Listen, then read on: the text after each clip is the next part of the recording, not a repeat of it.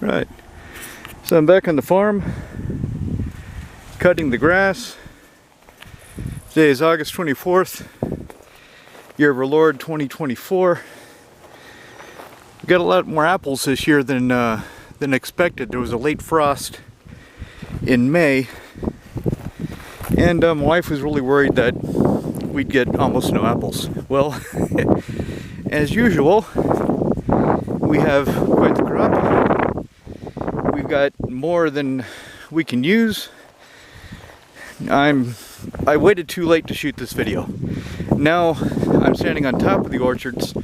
I'm going to be shooting into the sun, which it's not good for showing the real details. This is what it looks like standing on top of the hill. Let me see if I can get this tree so you can see some of the apples. I can't see shit on the screen because of the sun right in my face, so hopefully I'm aiming it right at the apple tree. So you can see we've got a good crop on that one. We've got a good crop on this one. Where else? Anyway, so one of my regular viewers, Connor Sapphire, was asking me why I say Year of the Lord. And I responded, said, yeah, because I think it's funny. But that's not quite true. It also makes me think. I think a lot about religion, about civilization, about what unifies people, about how to bring people together. Because right now, people in the West need to figure out how to come together. Not sure what you think about it, but looking at what's going on with worldwide trends in Europe, trends in the United States, definitely Sweden, England, France, looks like Christian Westerners, Christian in name only of course, because a lot of people gave up their religion, are being phased out. And how do you reverse that? How do you get people to come back together? Well, they need something to bring them together. And what do we have in the West as far as values? Democracy? All of us know our democracies are broken. There's no democracy. There's oligarchy, plutocracy. People have no voice. In this country, Czech Republic, actually they do, because it's small. It's small, and there's a lot of political parties that fight against each other. So there's a plurality.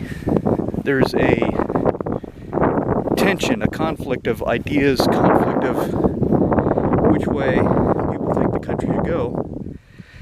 And when people vote for one of these parties, it actually matters.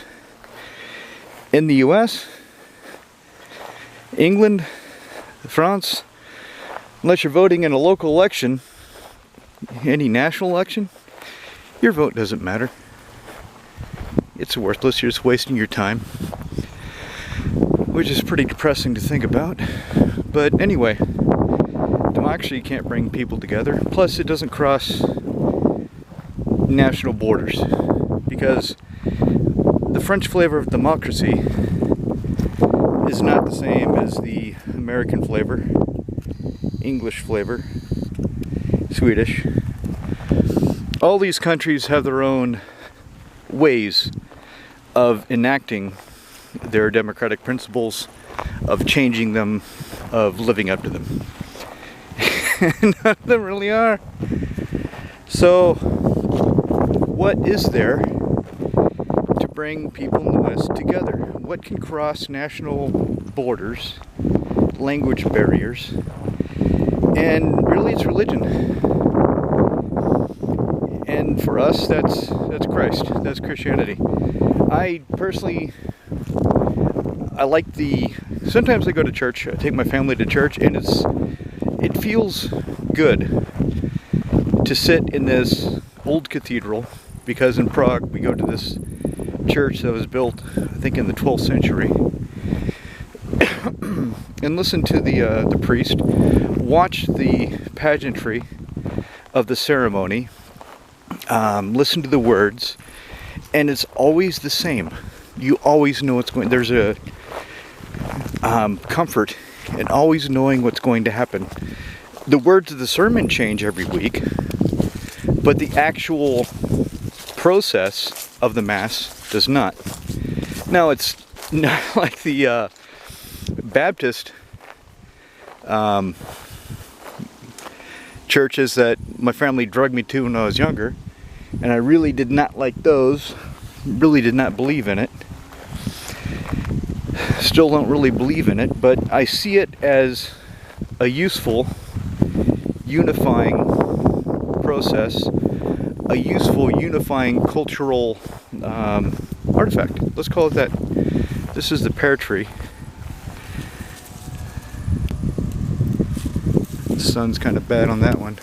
Let me show you a better one. Oh, this one's funny. Look at this one. It's all misshapen. It looks like a potato.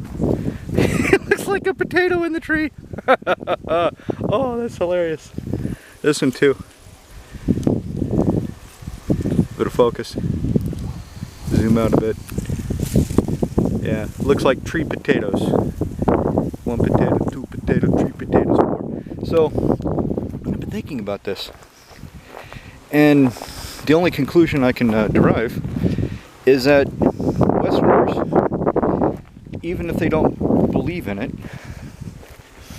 even if they don't accept all the teachings of the church, they need to start going back to the church. They need to start supporting it as a unifying feature of Western society, of bringing people together, because I can't see anything else that's going to bring us together, and we need to come together.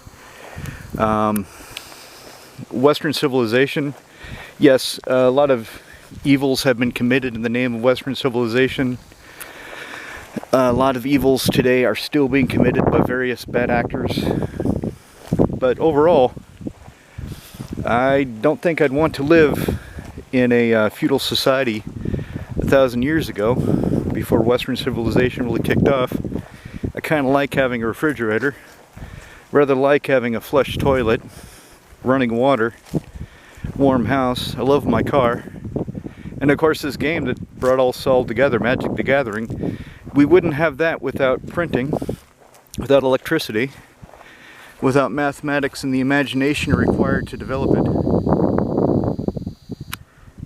So, again, I'm just kind of rambling, kind of getting my thoughts out there. Not sure what any of you think. I'm sure some of you are thinking I've gone round the bend, and I shouldn't be preaching religion to people, but I'm not really. Not as a hardcore belief, but more as it was what brings people together. And for us, it has to be Christianity, but Christianity with Judaism removed. So ignore Torah. That's the history of the Jews. Yes, Jesus was a Jew, but he became something else. He became the first, kind of the first Christian. And he showed us the way. He showed us what we should do. Go into the money changers' houses, scourge them, refuse their usury, refuse their corruption and defilement of things that are holy. That's what we need. We need things that are holy. We need things that are sacrosanct. It reminds me of an ex-girlfriend. So I found this. I thought it was pretty funny. It was an old Charlie Brown cartoon, and what they had done was replace the do voiceover with very rude, very crude sayings. And I thought it was funny. I thought it was funny what was going on. And she said, this is wrong. And I was asking, why? And she said, well, this is sweet and childlike and they're defiling it. And that made me think. And she was right. Some things need to stay sweet, childlike, undefiled. It's like my daughter, I make sure that she has as much imagination, as much room to grow and to be protected from the world as possible. Because there's a lot of things in the world that she'll find out. Oh yes, she will. But she doesn't need to know now. She needs to focus and concentrate on being a child. And back to the church, she loves going to church. She likes it because, unlike me, when I got dragged to the church,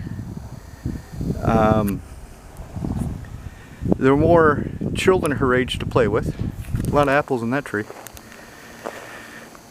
More children to play with her age at the church. The people are different. They're not all into fire and brimstone and hell the way the Baptists are.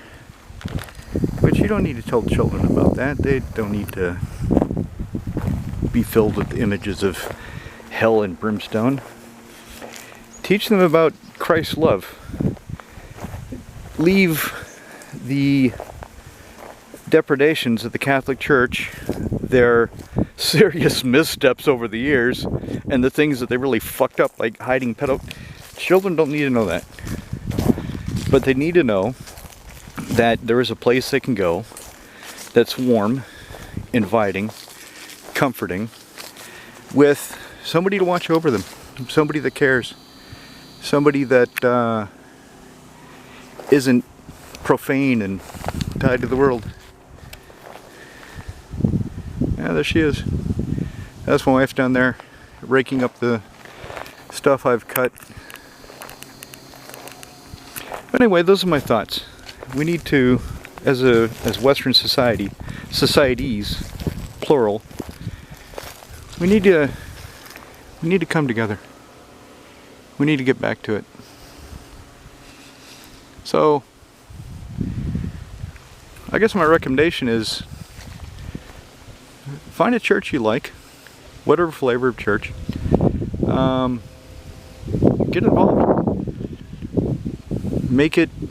Help make it a place of good, a place of welcome, a meeting house, a place where people can come when they're down or just need to talk, need to get things out. Even if they don't talk to people, I've seen plenty of people in these old cathedrals especially, and they just, they feel special, they feel holy, even the ones in the middle of the city.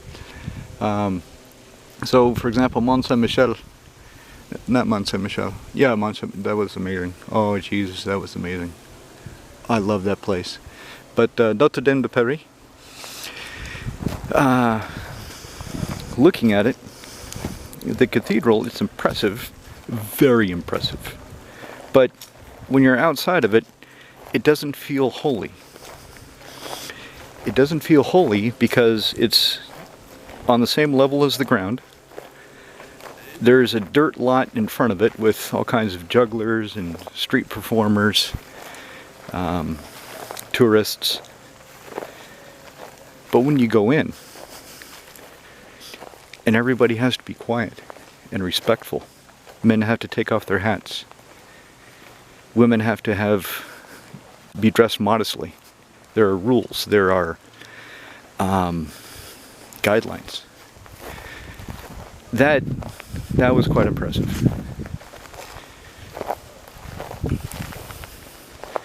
So, not sure else where to go with this. As usual. Let me know what you think. Let me know if you think I've gone off the bend and I'm going to lose all of my followers for talking about this. Or, before you quit me, think about it. Think about it. And let me know your impression, how you see it, because I am willing to change my view when I'm exposed to information that supplements my view, or proves that my view is incorrect.